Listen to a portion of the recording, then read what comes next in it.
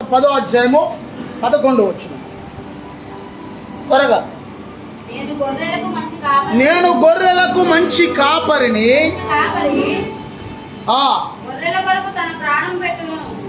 యేసుక్రీస్తు ప్రభువారు ఏమంటున్నారంటే, నేను గొర్రెలకు మంచి కాపరిని.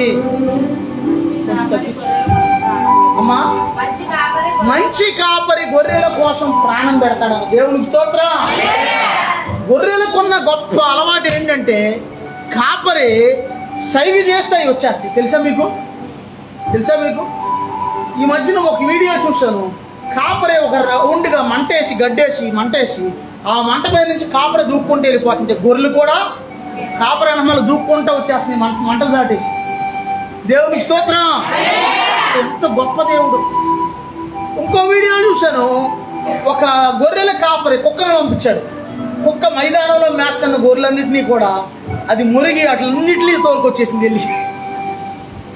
చూడండి ఎంత అసలు అద్భుతమో. దేవునికి స్తోత్రం. యేసయ్య అంటున్నాడు, నేను గొర్రెలకు మంచి కాపరిని అంటున్నాడు. దేవునికి స్తోత్రం. భక్తుడైన దావీదు అంటున్నాడు 23వ కీర్తన 1వ వచనంలో, యెహోవా నా కాపరి, నాకు లేమి కలుగదు. ఇక్కడ యేసయ్య అంటున్నాడు, నేను గొర్రెలకు మంచి కాపరిని. అక్కడ ఆయన చెప్పిన ప్రశ్నకి, దావీదు వేసిన ప్రశ్నకి జవాబు యోహాను సువార్తలో యేసుక్రీస్తు ప్రభువారు ఇస్తున్నారు. ఇక్కడ దేవునికి స్తోత్రం. యెహోవా నా కాపరి అని ఆయన అంటున్నాడు. యేసయ్య ఏమన్నాడంటే, నేను గొర్రెలకు మంచి కాపరిని. దేవుణ్ణి ఆమె కాపరిగా పోల్చాడు. ఆయన గొర్రెతో పోల్చుకున్నాడు. దేవునికి స్తోత్రం. దేవునికి స్తోత్రం. మా అర్థమవుతుందా? నీ కాపరి ఎవరు చెప్పాలి. యేసయ్య నీ కాపరిగా ఉన్నాడు అనుకోండి, నీకే అపాయం రాదు. ఆమేనా? అర్థమవుతుందా? యెహోవా నా కాపరి, నాకు లేమి కలగదు అంటే కొదువ కలగదు అని అర్థం ఒకటి. రెండోది అక్కడ చదవండి, 23వ కీర్తన చదవండి అమ్మా. పచ్చిక కలిగిన చోట్లకి నడిపిస్తాడు నా కాపరి. నన్ను ఎక్కడ పచ్చిక బాగా ఉందో అక్కడికి నడిపిస్తాడు, అక్కడ నన్ను పోషిస్తాడు. దేవునికి స్తోత్రం. ఒకటేమో నా కాపరి అంటున్నాడు, రెండోది నన్ను పచ్చిక బయలులో పోషిస్తాడు. శాంతికరమైన జలముల యొద్ద కాపరి ఏం చేస్తాడంటే, ఏనండి అమ్మ ఏనండి, కాపరి ఏం చేస్తాడంటే, జల ప్రవాహం చూసారు, వాటర్ ఫాల్స్, అక్కడ తీసుకెళ్ళాడు గొర్రెల్ని. ఎందుకో ఆ నీళ్లు సగండికి అవి బెదిరిపోతాయేమని నిమ్మలంగా నీళ్లు నిశ్శబ్దంగా ఉన్న చెరువుల కాడికి, కాలువల కాడికి తీసుకెళ్ళి నీళ్లు తాగిస్తాడంట. దేవునికి స్తోత్రం. అంటే శాంతికరమైన జలములు అంటే నిమ్మలమైన నీళ్లు. దేవునికి స్తోత్రం. నిమ్మలంగా ఉన్న నీళ్లు తాగిస్తాడు యేసయ్య. దేవునికి స్తోత్రం. అంటే దానికి అర్థం ఏంటంటే, నీ జీవితంలో దేవుడు నెమ్మదినిస్తాడు. ఆమేనా? దావీదు కాలంలో ఎక్కడ చూసినా యుద్ధాలే. దావీదు కుమారుడైన సొలొమోను కాలంలో దేవుడు అంటాడు, దావీదా నీ కుమారుడి కాలం వచ్చేసరికి నేను యుద్ధాలు లేకుండా చేస్తాను, నెమ్మదిని ఉంచుతాను అన్నాడు. నెమ్మది ఉండేసరికి ఈయనకేమైందంటే, బాగా అడుగు జంతువులు మాంసం తినడం, పెళ్ళిళ్ళు చేసుకోవడం, ఇదే పని. ఇంకా యుద్ధాలు ఏమి, కట్టాడించడాలు ఏమి లేవిక. శుభ్రంగా తింటాం, కావాల్సిన పెళ్ళిళ్ళు చేసుకోవటం. సొలొమోను ఎన్ని పెళ్ళిళ్ళు చేసుకున్నాడు? ఏటమ్మా, 1000 పెళ్ళిళ్ళు చేసుకున్నాడు ఆయన. మన క్రైస్తవులకి, హిందూ చట్ట ప్రకారం, క్రైస్తవుల చట్ట ప్రకారం కూడా ఒక పెళ్ళి, రెండో పెళ్లి చేసుకుంటే అది పడద్ది దెబ్బ చట్టపరంగా. కానీ ముస్లిమ్స్కి 8 పెళ్ళిళ్ళు దాకా అవకాశాలు ఉంటాయి. ఎన్ని? మరి ఆ యొక్క దావీదు కాలంలో అన్ని పెళ్ళిళ్ళు చేసుకుని సొలొమోను ఏమయ్యాడంటే చివరికి భ్రష్టుడైపోయాడు. మా అర్థమవుతుంది? భ్రష్టుడైపోయాడు. తిట్టము. ఒక మనిషి ఎప్పుడైనా సరే తిని కాముగా ఉండి ఆ యొక్క సోమర్తనం అలవాటు అయిపోయింది అనుకోండి, ఏ పని చేయకోకుండా, ఆ మనిషికి భ్రష్టత్వం వచ్చేస్తుంది. మీకు గుర్తుంచుకోండి. ఏదో పని చేస్తానే ఉండాలి, ఏదో ఒకటి. కనీసం బయట పనులు కుదరకపోయిన ఇంట్లో అయినా సరే ఏదో పనులు చేస్తానే ఉండాలి. దేవునికి స్తోత్రం. దేవునికి స్తోత్రం. ఒకప్పుడు ఇక్కడ ఉన్నప్పుడు ఈ మందిరం దగ్గర డ్రమ్ముల్లో నీరు పట్టేవాడిని నేను. తెలుసా మీకు ఆ విషయం? ఎప్పుడైనా ఖాళీ సమయాల్లో బాత్రూమ్ అడిగిన సందర్భాలు కూడా ఉన్నాయి. చర్చిది కాదు, ఇది చర్చికి సంబంధించి. ఖాళీ సమయాల్లో ఎప్పుడైనా మందిరం వచ్చిన సందర్భాలు కూడా ఉన్నాయి. దేవునికి స్తోత్రం. పోయిన వారం అందరూ ఎటోళ్ళు అటు, పోయిన వారం అంతకుముందు వారం అందరూ వెళ్ళిపోయాక కృపమ్మ రాము వీళ్ళు మిగిలారు. కృపమ్మ చీపురు తీసుకుని మందిరం అంతా శుభ్రంగా తుడిచేసి ఆరాధన అయ్యాక అప్పుడు వెళ్ళింది. ఇవాళ మందిరం ఎవరు శుభ్రం చేశారు? ఇవాళ ఈరోజు నువ్వేనమ్మా. మంచి దేవునికి స్తోత్రం. దేవుని పని ఆసక్తి కలిగి ఉండాలి. దేవుడు ఇక్కడ ఈ వాక్యం ద్వారా మనకి ఏమి నేర్పిస్తున్నాడంటే నెమ్మదినిస్తా అంటున్నాడు దేవుడు. ఆమేనా? శాంతికరమైన జలముల యొద్ద నన్ను నడిపించుచున్నాడు అంటే దానికి అర్థం నెమ్మదిని నేను ఇస్తాను. నెమ్మదిని. కొంతమంది జీవితంలో నెమ్మది ఉండదు. ఎంత డబ్బున్నా వాళ్ళకి నెమ్మదే, ఎంత ఆస్తి ఉన్నా నెమ్మదే, ఎంతమంది బంధువులు ఉన్నా నెమ్మదే. టెన్షన్. నువ్వు ప్రశాంతంగా తిని ప్రశాంతంగా లేవనుకో, త్వరగా నా నోటితో నేను చెప్పకూడదు, నేను ఏదంటే అది మళ్ళీ జరిగింది. ప్రశాంతంగా నువ్వు తిని హాయిగా పచ్చడి మెదిగిలి తిన్నా పర్లేదు, కానీ ప్రశాంతంగా టెన్షన్ పడవద్దు. ఏ టెన్షన్ వచ్చేది ఎప్పటికైనా మనకు వస్తుంది. మనకి దేవుడు ఇస్తే మనకి ఎప్పటికైనా అది వస్తుంది మన దగ్గరికి. టెన్షన్ పడ్డావు అనుకో, ఈ బీపీలు షుగర్లు వస్తాయి, ఏ టైం వెళ్ళిపోతామో. అందుకే ప్రశాంతంగా నిమ్మలంగా ఆయన అంటున్నాడు, శాంతికరమైన జలముల యొద్ద నన్ను నడిపించుతున్నాడు, నా ప్రాణమునకు ఆయన సేద తీర్చుతున్నాడు. అమ్మయ్యా అనేది గట్టిగా చేస్తున్నాడు. మాటలు చెప్పాలని కోటాకాడికి వెళ్ళాం. నాన్న అర్థమవుతుంది మీకు. మీ అమ్మోడు కోట దగ్గరికి పంపించారు మిమ్మల్ని ఇద్దరిని, పిల్లలు యవనస్తుడు. కోటాకాడి నుంచి మూట తీసుకొస్తున్నాం, బియ్యం మూట, బండి లేదు, నెత్తిమే పెట్టుకొస్తున్నాం. మోసి కిలోమీటర్ మోసావు. ఇంటికి రానుగానే దించాక ఏమంటావు? అమ్మయ్య బాబోయ్ ప్రాణం తెప్పరిల్లిపోయింది. గడ్డి మోసుకొచ్చావు. రామో దింపో. అమ్మో బాబోయ్ దొరకలా మొయ్యలేకపోతుంది బాబోయ్, అమ్మో ఈ ఎండకి చచ్చిపోతుంది బాబోయ్ అని ఆ ఎండని ఆ మోగ తీసి పక్కనేసాను. అమ్మయ్యా, నీ ప్రాణానికి దేవుడు సేద తీర్చుచున్నాడు. నీ ప్రాణాన్ని యేసయ్య. ఆమేనండి. నీ ప్రాణానికి దేవుడు నెమ్మదినిస్తున్నాడు. దేవుడు నీకు శాంతినిస్తున్నాడు. దేవుడు నీకు ప్రశాంతతనిస్తున్నాడు. దేవుడు. నేను ప్రశాంతంగా కావలవాడ ప్రాంతానికి పరిస్థితికి వస్తుంటే మన జంగారెడ్డి కూడా ఊరు ఎంటర్ అవగానే మన ఊరు చూస్తే నాకు ఎంత సంతోషం వేసిందో నిజంగా. అసలు ఎంత అందంగా మన ఊరును ఆ ఆకాశం చూసుకుంటా నేను, ప్రభా మీరు ఇచ్చిన మంచి ఊరిని బట్టి నీకు వందనాలు ప్రభా, నీకు స్తోత్రాలే అనుకుంటా వచ్చా. లైట్గా ఎండ లైట్గా ఒప్పు ఉండేసరికి అందంగా అనుకుంది ఊరంతా కూడా. దేవునికి స్తోత్రం. దేవుని స్తుతించాలి మనం ఇచ్చిన మంచి ఊరిని బట్టి. అయ్యా మంచి ఊరే కాదా మంది? మొన్న ఊరేళ్ళు 100 మెరుగులు తిరుగు. అయ్యా ఎలాగొంది ఊరు? ఒక దిక్కు తిరిగితే ఒక దిక్కు వెళ్తే ఏ దిక్కు వస్తుందో కూడా అడ్రస్లో తెలియట్లా. చాలా ఇబ్బంది అయిపోయింది. మా కుటుంబం పౌలోల కుటుంబం కారులో వెళ్ళాం. మేము కారు వేసుకుని వెళ్తుంటే వాళ్ళ దారిలో కలిచారు. అక్కడ దేవుని పిల్లలో కలిచారు. బండి ఎట్టుకుని వాళ్ళు వెళ్ళిపోతున్నారు. అప్పటికే సర్లే ఆ బండి పక్కన పడేసి మనం కారు ఎక్కేయని కారు ఎక్కించుకుని వాళ్ళని కూడా తీసుకెళ్ళిపోయింది. దేవునికి స్తోత్రం. మన ఊరు నిజంగా దేవుడు స్ట్రైట్ రోడ్డు చక్కటి ఊరిచ్చాడు దేవుడు. ప్రశాంతతనిచ్చాడు దేవుడు, శాంతినిచ్చాడు దేవుడు, నెమ్మదినిచ్చాడు దేవుడు. ఆ తర్వాత చదువు. నేను లోకంలో ఉన్నప్పుడు నేను 23వ కీర్తన మనసులో జ్ఞానించుకునేవాడు. నాకు అప్పటికే అంత తెలియకపోయినా కొంచెం తెలుసు.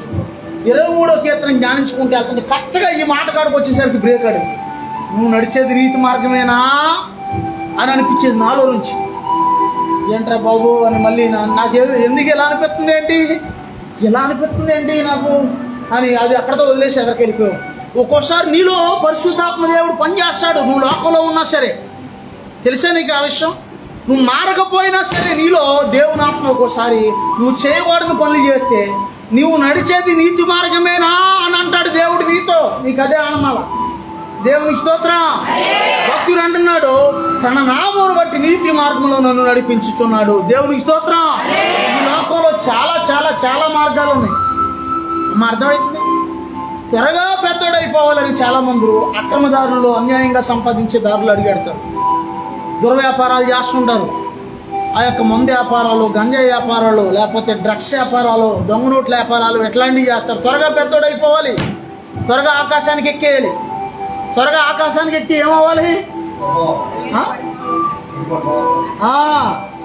నేను అదే అనుకున్నాను, అదే చెప్పాడు సహోదరుడు.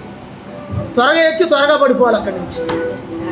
నీకు ఒకటి గుర్తుంచుకోండి, న్యాయంగా వచ్చిందే కడ వరకు నిలబడదు. దేవునికి స్తోత్రం. నేను ఒకప్పుడు దుర్వ్యాపారం చేసినప్పుడు సుమారుగా జంగారెడ్డిగూడెం ప్రాంతంలో 1000 గజాల స్థలాలు కొన్నాను, 20 కాసులు బంగారం కొన్నాను.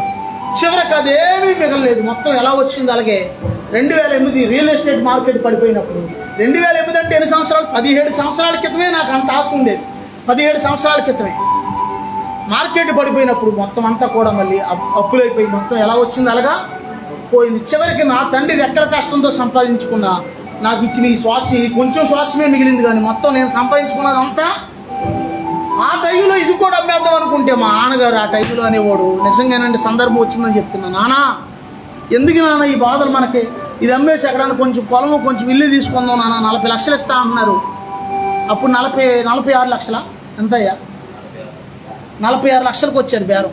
అమ్మేద్దాం నాన్న అంటే ఆయన అన్నాడు, పెద్దల మాట సద్దన్నం మాట, జాగ్రత్తగా నాన్న పెద్దల మాట బాబు నాన్న అంటున్నారా. పెద్దోళ్ళు పెద్ద తలకే చెప్పే ఆలోచన చాలా బాగుంటుంది. నీ టైంలోనే, నీ కొడుకుల్లో టైం కూడా రాకపోకుండా నీ టైంలోనే ₹1 కోటి ఇస్తామని వస్తారు, అప్పుడు అమ్ముకో, ఇప్పుడు అమ్మొద్దు అన్నాడు ఆయన.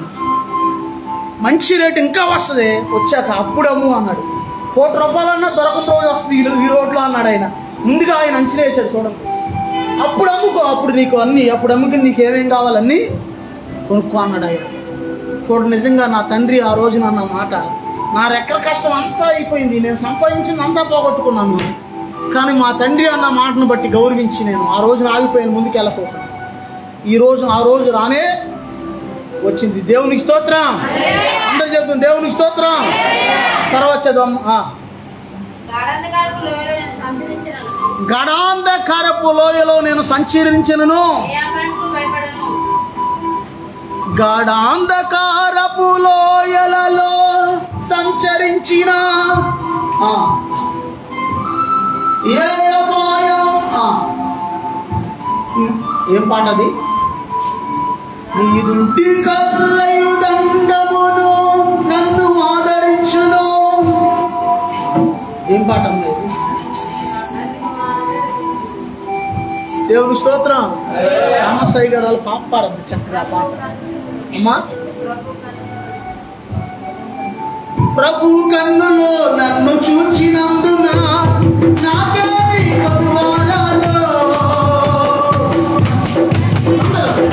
చూచినందున నాకేమి కొదువారాలో. లాల లాల లాల లాల లాల లా.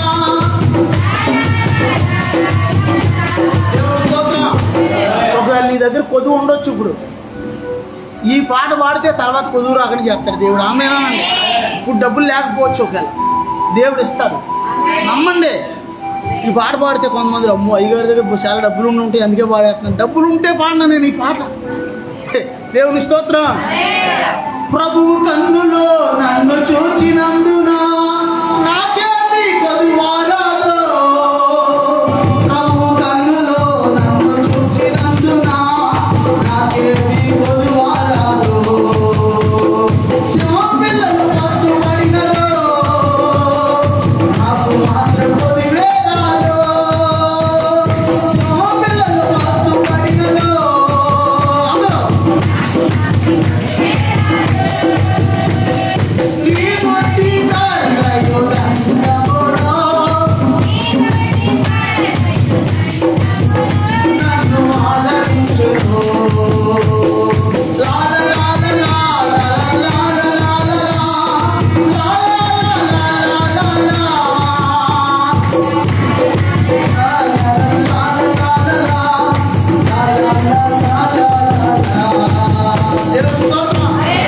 గాఢాంధకారపు లోయ అంటే దానికి అర్థం ఏంటంటే ఈ లోకంలో కొన్ని శ్రమలుంటే, అమ్మ వింటున్నారా, నాన్న వింటున్నారా, కొన్ని శ్రమలుంటాయి, కొన్ని ఆటంకాలు ఉంటాయి, కొన్ని కష్టాలు ఉంటాయి. ఒక్కోసారి నువ్వు వెళ్ళే మార్గం చీకటిలాగా ఉంటుంది. చీకట్లో వెళ్ళేవాడికి ఏం కనపడకపోతే ఎలా ఉంటుంది, సడన్గా చీకట్లో బండి లైట్ ఆరిపోయింది ఎలా ఉంటుంది అయ్యా, భయం కాదు, బండి కంట్రోల్ అవ్వదు, ఎటు వెళ్తుందో. గాఢాంధకారపు లోయలో భయం కూడా వేస్తుంది, కానీ దేవుడు అంటున్నాడు గాఢాంధకారపు లోయలో, అక్కడ భక్తుడు అంటున్నాడు గాఢాంధకారపు లోయలో నేను సంచరించినను ఏ అపాయమునకు నేను భయపడను. దేవునికి స్తోత్రం.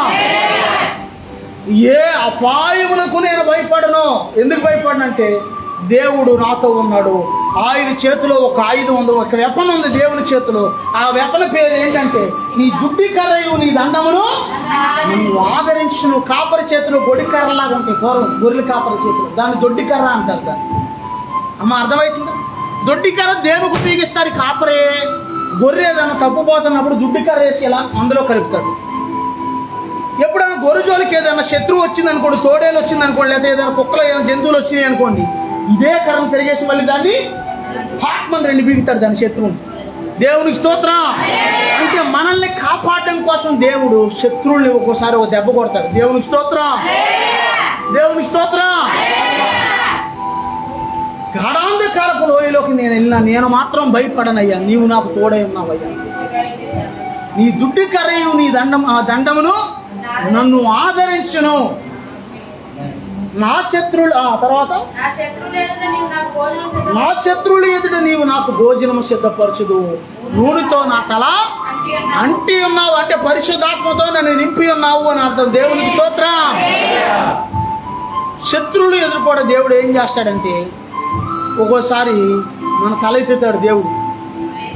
శత్రువులు ఎదుర్కోవడం ఒక్కోసారి మనం అవమానించబడిన కాడకూడదు దేవుడు ఒక్కోసారి మనల్ని కనపరుస్తాడు. దేవునికి స్తోత్రం. దేవునికి స్తోత్రం. రెండోది, ఇంకా ఈ గొర్రెల గురించి మనం తెలుసుకునే విషయంలో ఒకసారి ఓ పాస్టర్ గారి మీద ఈ ఉపమానం చెప్పి నేను మళ్ళీ ముందుకు వెళ్తాను. సంఘంలో ఓ పాస్టర్ గారి మీద ఒక తల్లి నొచ్చికి ఒక ఆవిడ ఆ పాస్టర్ గారి మీద వేరే సంఘంలోకి వెళ్ళిపోయింది. ఆ వేరే సంఘం ఎవరిదై అంటే మా ఫ్రెండ్ ప్రసాద్ గారు పాస్టర్ గారు ఉన్నారు. ఆ సంఘంలోకి వెళ్ళిపోయిందంట. ఆ సంఘంలోకి వెళ్ళిన తర్వాత అక్కడ అనేదంట, ఆ పాస్టర్ గారు ప్రార్థన చేస్తే, అయ్యా మీ ప్రార్థన ఏంటి ఎలాగుంది, మా పాస్టర్ గారు అయితే అలా ప్రార్థన చేస్తాడు, మీరేంటి ఎలా చేస్తున్నారు. ఆ పాస్టర్ గారు ఏం చెప్పినా సరే మా పాస్టర్ గారు అయితే ఎలాగంటాడు, మా పాస్టర్ గారు అయితే ఇలా ప్రార్థన చేస్తాడు, మా పాస్టర్ గారు అయితే అలా ఉంటుంది. ఏం మందిరంలోకి అయితే వెళ్ళింది కానీ మనసంతా ఎక్కడ ఉంది, ఏం మనసంతా పాస్టర్ గారి దగ్గర ఉంది. అమ్మ అర్థమవుతుందా? మా పాస్టర్ గారు అయితే అలా ప్రార్థన చేస్తాడు, మా పాస్టర్ గారు అయితే మమ్మల్ని ఎలా చెప్తాడు, ఎలా చేయమంటాడు, మీరేంటి ఎలా చేస్తున్నారు, మీరు అలాగంటున్నారేంటి అంటే ఈయనకి బొర్ర ఎక్కిపోయి, అమ్మ నీకు దండం అమ్మ, నీకు దండం తల్లి నువ్వు వెళ్ళిపోమ్మ, నువ్వు ఏ చర్చిలో నుంచి వచ్చావు ఆ చర్చి కాడికి వెళ్ళిపో అని పంపించేశాడండి. దేవునికి స్తోత్రం. దేవునికి స్తోత్రం. ఎందుకంటే సాధారణంగా ఎవరి మనస్తత్వం ఎలా ఉంటుందో కాపరికి తెలుస్తుంది. నీ గురించి ఫుల్గా తెలియాలంటే నీ కాపరికే తెలుస్తుంది, బయట వాళ్ళకి తెలియదు. బయట వాళ్ళు ముందు నేను చూసి భ్రమపడిపోతారు, బాగా అమ్మో ఎంత భక్తి ఎంత అలాగా ఇలాగా అనుకుంటాం. పూర్తిగా నీ గురించి నీ బలహీనతలు కానీ నీ బలం కానీ ఏదైనా సరే పూర్తిగా తెలిసేది ఎవరికంటే నీ ఆత్మీయ తండ్రికే తెలుస్తుంది. దేవునికి స్తోత్రం. దేవునికి స్తోత్రం. అందుకే ఏం చేయాలంటే కాపరికి గొర్రెకి ఉన్న లేకపోతే కాపరికి శ్వాసకున్న సంబంధం అంత విలువైంది. దేవునికి స్తోత్రం. రెండోది, గొర్రెల రక్తంలో నుంచి ఒక మెడిసిన్ తయారు చేసి పాము విషానికి విరుగుడు తయారు చేస్తారంట గొర్రె రక్తంతో. తెలుసా మీకు ఆ విషయం? పాము విషానికి విరుగుడు తయారు చేస్తారంట. దేవునికి స్తోత్రం. అందరూ చెప్తుంది దేవునికి స్తోత్రం. గొర్రె పిల్ల రక్తములో సతాన్ని జయించెదవో, శక్తినిచ్చు దేవుడు, విడుదలిచ్చు దేవుడు, అద్భుతమే. గొర్రె పిల్ల రక్తములో సతాన్ని జయించెదవో, శక్తినిచ్చు దేవుడు, విడుదలిచ్చు దేవుడు, అద్భుతమే. అము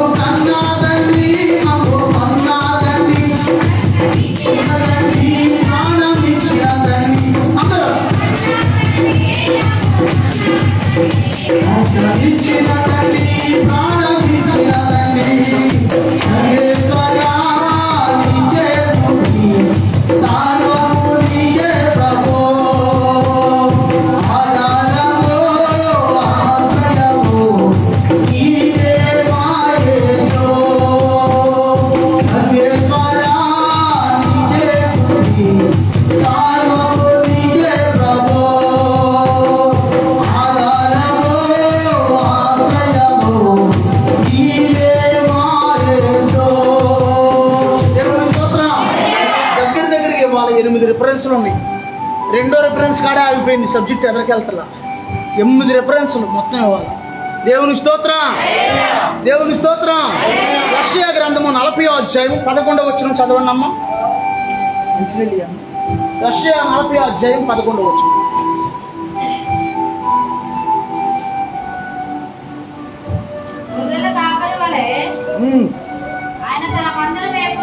గొర్రెల కాపరి వలె ఆయన తన మందను మేపును. దేవునికి స్తోత్రం. గొర్రెల కాపరి ఎలాగైతే తన మందను పోషిస్తాడో అలాగా ఆయన తన ప్రజలను పోషిస్తాడంట. దేవునికి స్తోత్రం. సాధారణంగా జేబులో రూపాయలు లేదనుకోండి, అసలు రూపాయి పెద్ద లెక్క ఉంది. 100 రూపాయలు లేవనుకోండి జేబులో, ఎలా ఉంటుంది మీకు? తెలిసిన వాళ్ళు చెప్పండి అయ్యా, పెద్దోళ్ళు.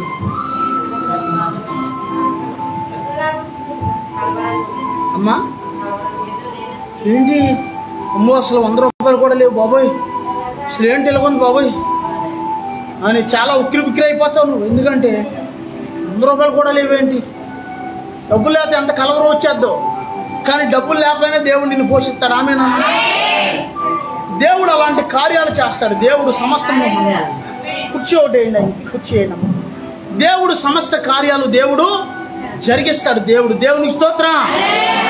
దేవుడు లేమిలో కూడా మన దేవుడు ఏం చేస్తాడంటే పోషిస్తాడు దేవుడు. ఆమేన్. దేవుడు వాక్యం సెలవిస్తుంది. చదవండి ఒకసారి ఆ మాట. గొర్రెల కాపరి వలె ఆయన తన మందను మేపును. దేవునికి స్తోత్రం. అంటే దేవుడు ఆయన ప్రజలను పోషిస్తాడు అని అర్థం అంటాడు. దేవునికి స్తోత్రం. మరో చోటన ఏమనుందంటే నేను మిమ్మును మీ పిల్లలను పోషిస్తాను అంటున్నాడు దేవుడు. ఒకవేళ ఆ టయానికి ఒక సహోదరి గతంలో ఒక మాట చెప్పింది. మరి ఆ సహోదరి కొన్ని అనివార్య కారణాలు బట్టి రాలేదు. ఇవాళ అసలు చేతిలో ఏమీ లేవు ప్రభు, అసలు ఏంటైనా ఇంట్లో కూరగాయలకు కూడా డబ్బులు లేవు ప్రభు అని అనుకుంటే వెళ్తుందంట రోడ్డు అమ్మటి. వెళ్తుంటే దారిలో ఎవరో ఎప్పుడో ఒకప్పుడు చోటన ఒక ఇంటికాడ పనిచేసి మానేసిందంట. ఆమె దారిలో కనపడి వెంటనే ఒక 500 చేతులు పెట్టి ఎవరితో అనుకుంటుంది ఏమో డబ్బులు లేవని. ప్రభు అసలు ఇంట్లో ఈరోజు కూరకు కూడా ఏమి లేవయ్యా అని అనుకుంటున్నాను. మనం అంటామా? అంటే దేవుడు ఖచ్చితంగా నీకు సహాయం చేస్తాడు. దేవునికి స్తోత్రం.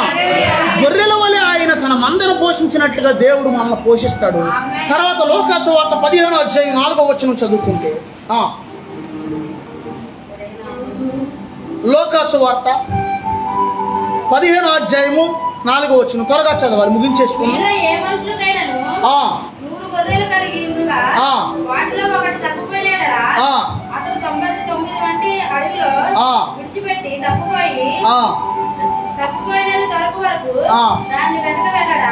చాలా మంది దేవునికి స్తోత్రం.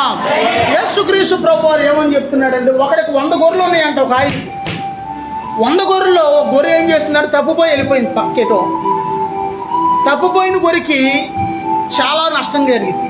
ఎందుకు జరిగిద్దంటే నష్టం, కాపరి ఎప్పుడైతే దాని దగ్గర లేడో శత్రువు ఈజీగా దాని మీద దాడి చేస్తాడు.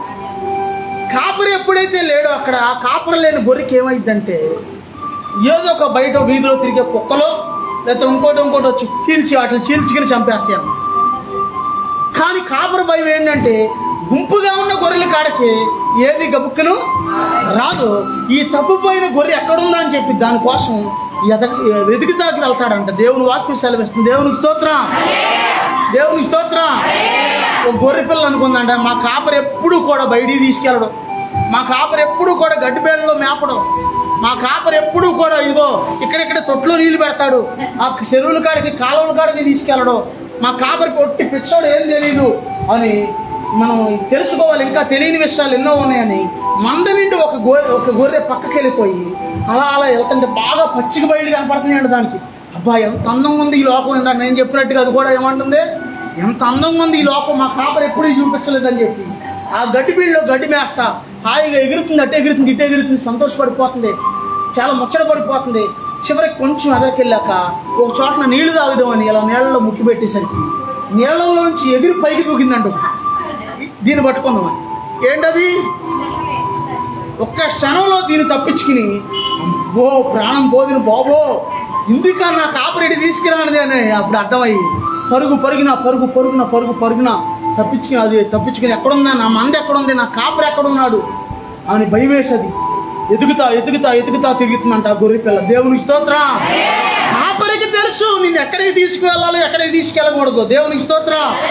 పరమ తండ్రి అని దేవుడికి తెలుసు నేను ఎక్కడ నడిపించాలో ఎక్కడ నడిపించకూడదు. దేవునికి స్తోత్రం. ఒకవేళ నీ సొంత నిర్ణయంతో నువ్వు వెళితే అది నష్టం నీకే కానీ వేరొకరికే ఉండదు. అందుకే దేవుని చిత్తానుసారంగా మనం అడుగులు వేయాలి. దేవునికి స్తోత్రం. అందుకే భక్తుడు అంటాడు, ప్రభువా నీ చిత్తానుసారంగా ప్రవర్తించడం నాకు నేర్పించండి. దేవునికి స్తోత్రం. దేవుడు ఏదైనా ఒక ఆలోచన చేస్తే అది తరతరాలకి సెట్ అయిపోతుంది. మన తరమే కాదు, ఇంకా తరతరాలకి కూడా అది పనిచేస్తుంది. దేవుడు ఆలోచన మీకు అదే అనుమానం. మనం ఆలోచన చేస్తే కేవలం మన వరకు మాత్రమే పనిచేస్తుంది. దేవుడు ప్లాన్ వేసాడంటే ఆ ప్లానింగ్ మన పిల్ల తరతరాల వరకు కూడా పనిచేస్తుంది. దేవునికి స్తోత్రం. దేవునికి స్తోత్రం.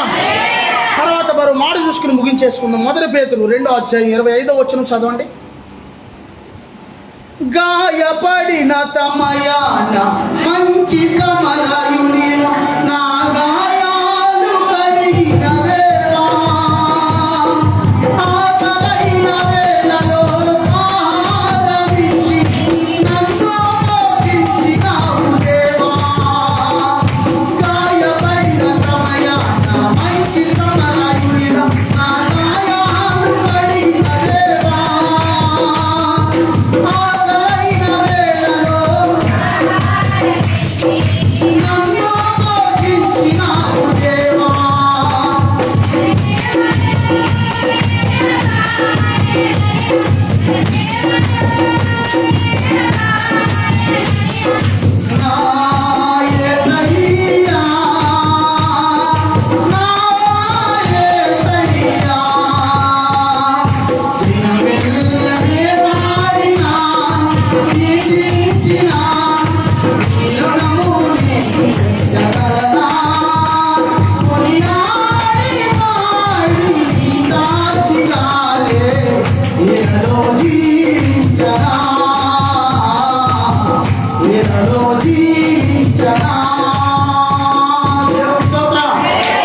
చదవండి ముగించేసుకున్నాం.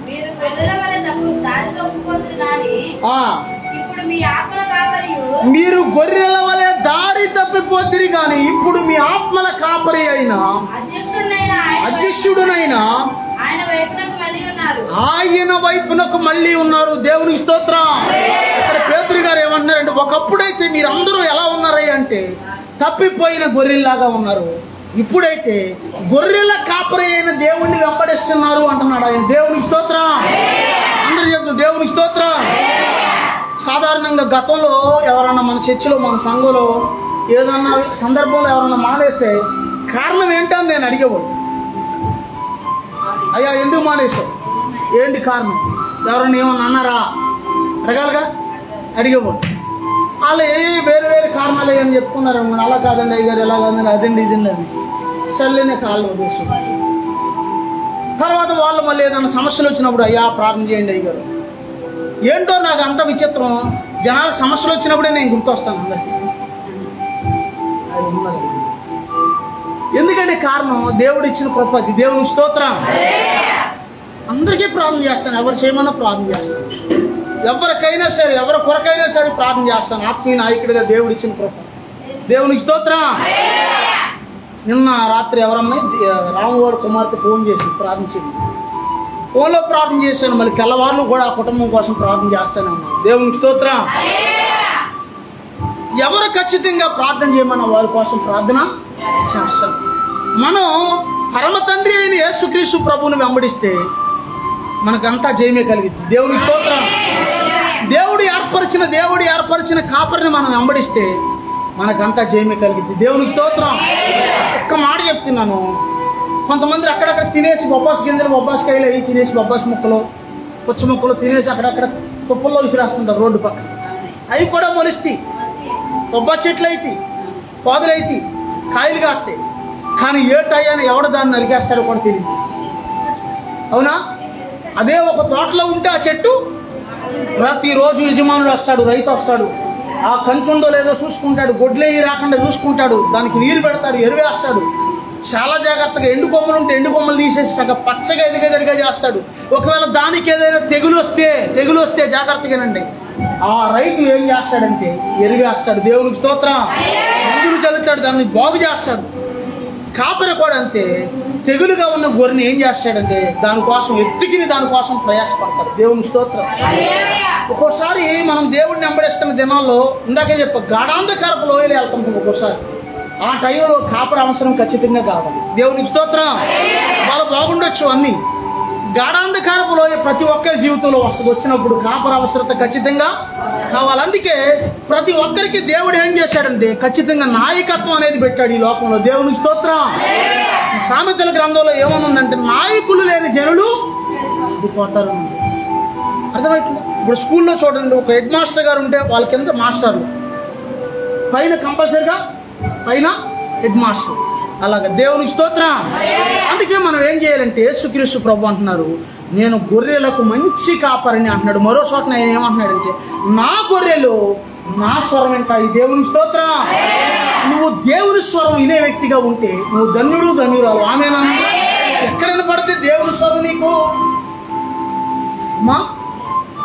యెహోవా మందిరంలో నుంచి వారిని దీవించుచున్నాడు అనే మాట బైబిల్లో, దేవుని స్తోత్రం.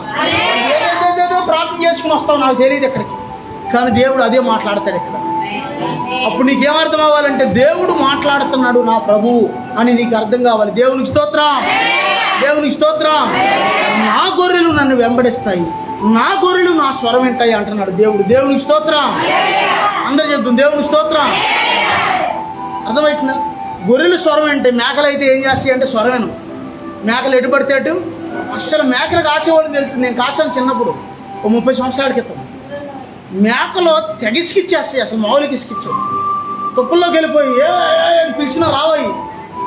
ఇక నాకు ఒక రోజు కోపం వచ్చేసింది, అది ఇసుకిచ్చేస్తుంది, తుప్పల్లోకి మనం వెళ్ళలేము, చేతిలో పెనక్కత్తి ఉంది, ఇసుకిచ్చేస్తుంది, ఇది రావట్లేదని పెనక్కత్తి ఎలా ఇసిరాందని ఇసిరేస్తే అది వెళ్ళి ఏం తగ్గి కత్తి పదులున్నాయి, మేక గుదికాలు నరాన్ని తెగిపోయింది. కాళ్ళ దగ్గర అమ్మాలి నరం ఉంటుంది కదా, కరెక్ట్గా నరానికి తెగిపోయింది. కత్తిది తేలేదు కానీ మేక బయటకు వచ్చేసింది దిగ్గ. కానీ మా నాన్నగారు చితక తిట్టేశారు, మేకలు రాకపోతే తోలుకోవాలి కానీ వాటిని కత్తి తింటావా అని చితక తిట్టేశారు. అర్థమవుతుంది? మేకలు ఇసుకిచ్చేస్తే గొర్రెలు అయితే చక్కగా లోపడతాయి, చక్కగా కాపరి స్వరాన్ని అంటే కాపరిని వెంబడిస్తాయి, దేవునికి స్తోత్రం. అందుకే యేసే అంటున్నాడు, నేను గొర్రెలకు మంచి కాపరిని, నా గొర్రెలు నా స్వరము వినును. దేవుడు ఈ కొద్ది వాక్యం దీవించును గాక. ప్రార్థన చేసుకున్నాం, ఈ సమయంలో ప్రార్థన చేసుకున్నాం. ప్రభా అయ్యా నేను నీ గొర్రెగా ఉండాలి నాయన, ప్రభా నేను నీ బిడ్డగా ఉండాలి నాయన, అయ్యా నీ మందలో నాయన నీవు నడిపించి గొర్రెగా నేను ఉండాలయ్యా, అన్ని నీకు వందనాలయ్యా. ఇదిగో నీ జీవితంలో గాఢాంధకారపు లోయలో ఎన్నో ఇప్పటికే దాటి వచ్చావు, మరిచిపోయావు. కానీ గాఢాంధకారపు లోయలో నీ గాయాలు కట్టినప్పుడు దేవుడు ఇదిగో కాపరిగా దేవుడు ఉన్నాడు. దేవుడు నీకు ఒకప్పుడు ఇదిగో ఆత్మ చేత బాధించబడుతున్నప్పుడు దేవుడు నీకు విడుదలించాడు. నీవు గాయపడిన సమయంలో దేవుడు నిన్ను స్వస్థపరిచాడు. ఇదిగో నువ్వు బలహీనంగా ఉన్నప్పుడు యేసయ్య నిన్ను ఎత్తుకుని నడిచాడు. ఈరోజు ఇదిగో నువ్వు దేవుని ప్రేమను మర్చిన వ్యక్తిగా ఉన్నావేమో, దేవుడైతే నిన్ను మర్చిపోయి యేసయ్య అంటున్నాడు, నేను గొర్రెలకు మంచి కాపాడి, ఇదిగో నా గొర్రెలు నా స్వరం వింటాయి అంటున్నాడు, నా గొర్రెలు నన్ను వెంబడిస్తాయి అంటున్నాడు దేవుడు.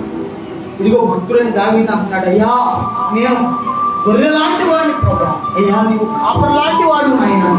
భక్తుడైన దావీదు మహారాజు అయినది కూడా ఆయన గొర్రెతో పోల్చుకున్నాడు, దేవాది దేవుడిని కాపరిగా పోల్చాడు. ప్రభా నీకు వందనాలయ్యా, అయ్యా నీవు నా మంచి కాపరమైన యేసయ్యా నీకు వందనాలయ్యా, అయ్యా నీవు మంచి కాపరి నాయన. అయ్యా మా కష్టకాలంలో, మా శ్రమకాలంలో, మా గాఢాంధకారపు రోజుల్లో అయ్యా నీవు మమ్మల్ని చూడట్లేదు. అయ్యా నీకు వందనాలు. అయ్యా మేము బలహీనంగా ఉన్నప్పుడు, అయ్యా మేము గాయపడినప్పుడు నాయన అయ్యా మీరు మమ్మల్ని చూడట్లేదయ్యా. తండ్రి నీకు వందనాలయ్యా, తండ్రి నీకు స్తోత్రాలయ్యా. అయ్యా నిన్ను వెంబడించే గొర్రె వలె మేము ఉండాలి నాయన. ఇదిగో గొర్రెల కాపరి తన మందరి వేపునట్లుగా దేవుడు ఆయన బిడ్డలని ఇదిగో పోషిస్తాడన్నాడు. ప్రభానికి వందనాలయ్యా. మంచి కాపరి ఆధీనంలో మనం ఉండాలి. ప్రభు అయిన యేసుక్రీస్తు ఆధీనంలో నీవు ఉంటే నీవు జీవించుకోవాలి. నువ్వు క్షేమంగా ఉంటావు, నువ్వు అభివృద్ధి చెందుతావు. లేదు ఆ గొర్రె పిల్ల మా కాపరికి ఏమీ తెలియదానికి ఒక గొర్రె ఇదిగో అతి తెలివితేటలు ఉపయోగించి తప్పిపోయి వెళ్ళిపోయి శత్రువు చేతిలో ముసలి చేతిలో చిక్కింది. అలా ఉంటావో లేకపోతే